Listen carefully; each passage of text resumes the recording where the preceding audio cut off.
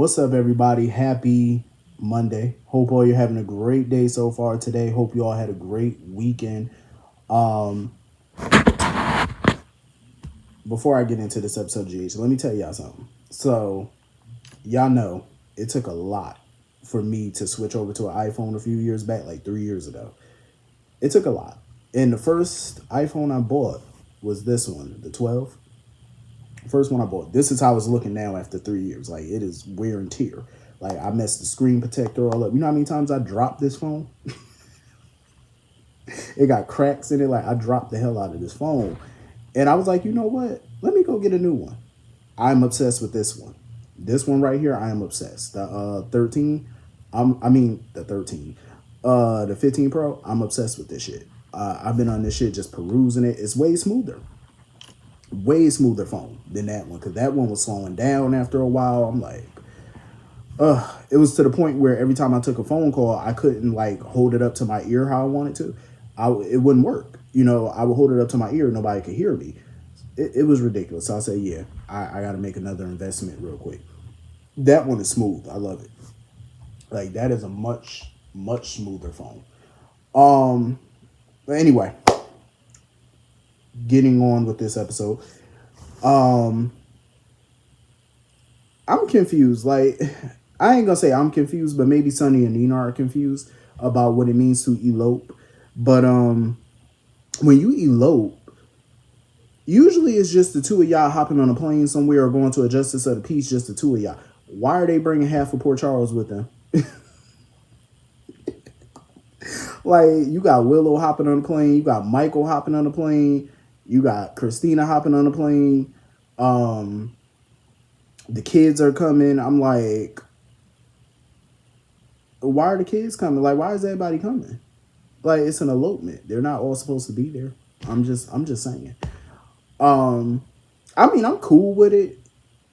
As far as Michael could have stayed home.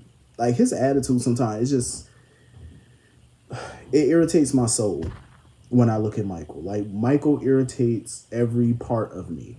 Like, that character, he just annoys the shit out of me. Like, the attitude sometimes just pops out of him, and it's like, sir, why did you come? Like, check that shit at the door. Because you could kind of tell off his face sometimes, like, he don't really want to be there or whatever. So it's like, why are you there? You know, he trying to put it off on Willow. Oh, well, you know, it was Willow's decision to come. You know, so basically, if Willow didn't want to go, more than likely he wouldn't have came, is basically what he's trying to say. If I was Sonny, I mean, I get that, you know, he wants to mend fences with Michael, but if I was Sonny at this point, I wouldn't care if he came or not. I would prefer if he didn't, but I wouldn't care. I just hate that they're flying all the way down to the island for something that may not happen.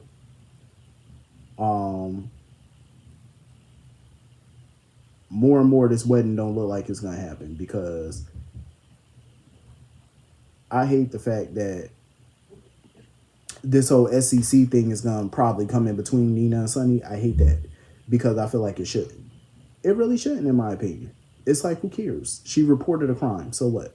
You know what I'm saying? So Sonny get mad at that and decide to cancel out on the marriage, and he don't want to go through with the wedding or whatever. I say good riddance, because in my opinion, if he does choose to not go through with the wedding because she snitched or whatever people want to call it, I think Nina would be better off, because honestly, just you dodging a bullet.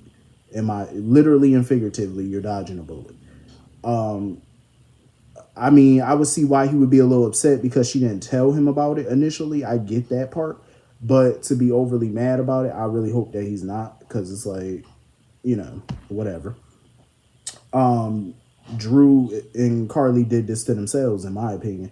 And Drew was the dumbass that chose to take the full weight of this and try to keep Carly out of it or whatever, so he could just go to prison on his own. That's all on him.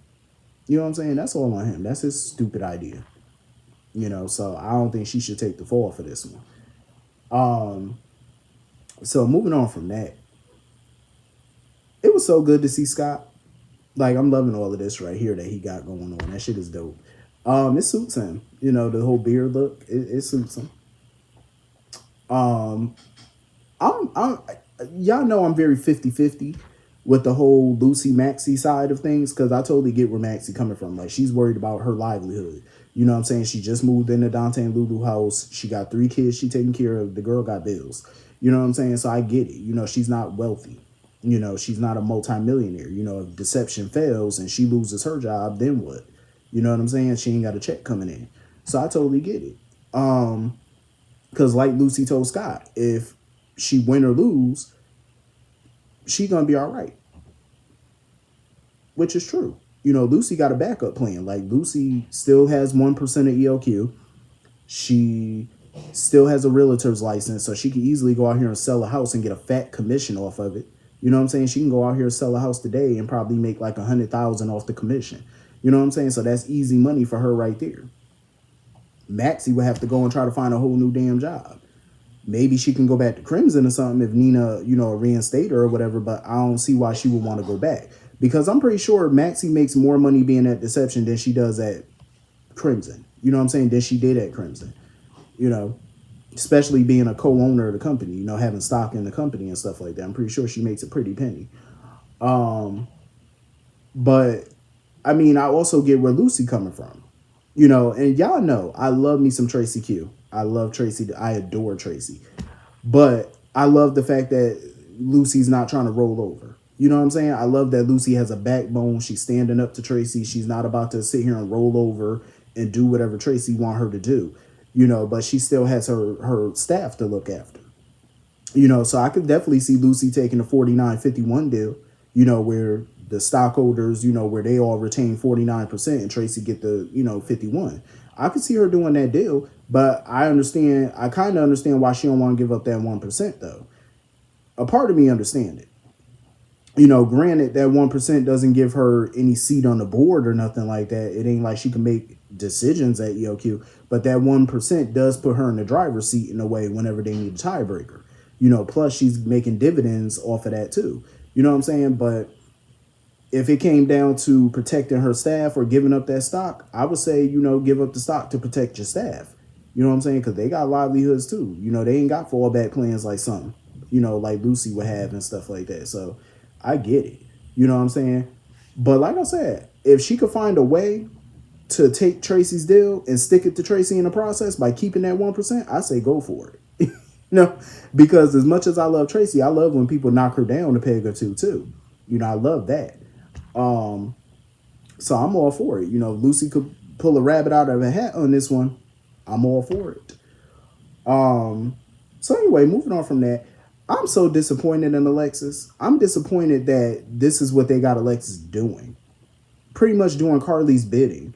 You know what I'm saying? Trying to dig up some damn dirt on this judge or whatever to reduce Drew's sentence or get him out altogether. I find it shameful. I find it so shameful and tacky.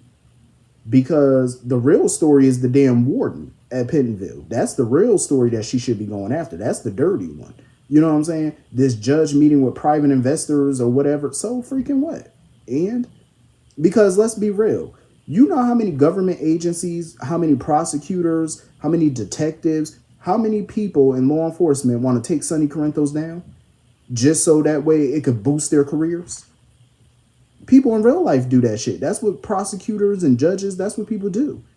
They want a high profile conviction of a high profile criminal or a celebrity or whatever, a named person to boost their career.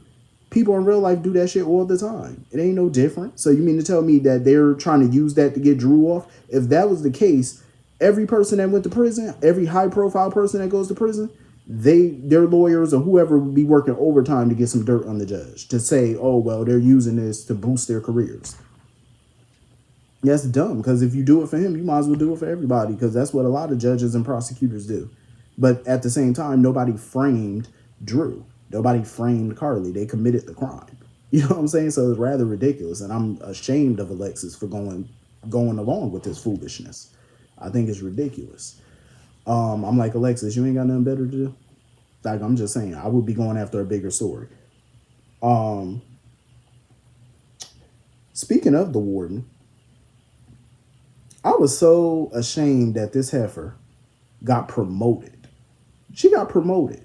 She's now overseeing all the federal prisons in the state of Texas. I said, you got to be shitting me. You got to be shitting me. And I knew it too. I knew her and Cyrus had something to do with Drew getting his ass beat. I knew it. And she gonna make sure that the job gets finished too. I said, damn, she a crooked hoe. Like she is all the way crooked. I wonder who the new warden gonna be. Because that's what Cyrus worried about. He worried about who this new warden gonna be or whatever, if it's gonna, help him or hinder him at this point, because you never know. And the problem is the old warden that's going out, she don't know who the replacement gonna be. So is it somebody that's gonna be, stern and not take any of Cyrus's shit? Or is it gonna be somebody who's gonna be in Cyrus's pocket as well? You know what I'm saying? That's what concerns me, because I'm like, Cyrus is pretty much running the prison underneath everybody noses. You know, somebody gonna have to put a stop to that. And that's why I feel like Alexis and Jordan and everybody need to be looking into this damn warden. I'm like, how are y'all not looking into this broad? Like at all? Like she hasn't piqued y'all suspicions yet? Because the first moment I seen her, she piqued mine. And that was long before I even knew what the heifer was up to. I had a feeling she was up to something crooked. So hopefully Sonny and all them could get their wits about them and figure out what the hell going on up in that prison. Because that's where the real crime going on. The hell with that little Judge Kim. This who y'all really need to be worried about, her little crooked ass. So anyway, moving on from that. So we get a glimpse of somebody on a jet with some glamorous looking fucking fingernails reading about BOQ. I said, it's my boo Lois. Oh, I am so fucking happy Lois is coming back. I knew they were going to get Rena Sofer back at some point. I had a feeling. And you know what? I just read an article that she did, an interview that she did, where she talked about how Frank Valentini was trying to get her back 2 years ago. When they were at Chad Duell and Courtney Hope's little non-wedding or whatever, they were sitting there talking.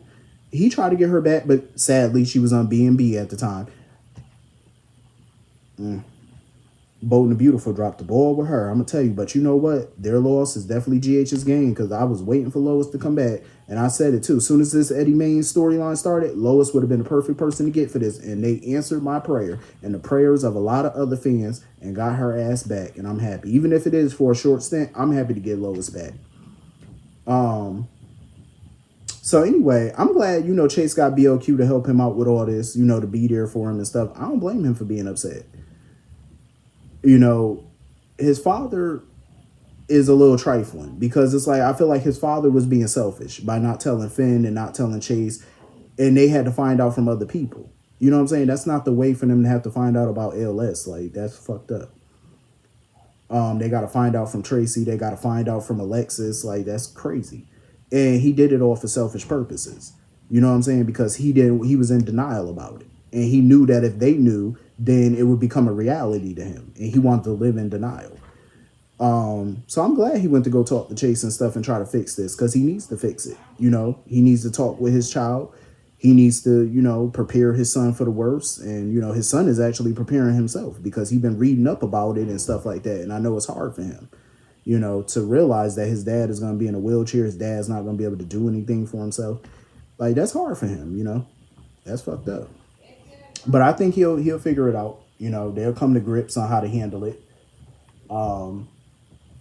Like I said, at least BOQ has, she's there to be his support system and whatnot, because he's going to need it.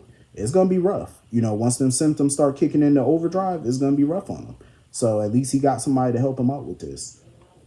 But anyway, that was pretty much the whole episode. Hit the comment section. Let me know what you all thought, and I will see you all later. Have a great night.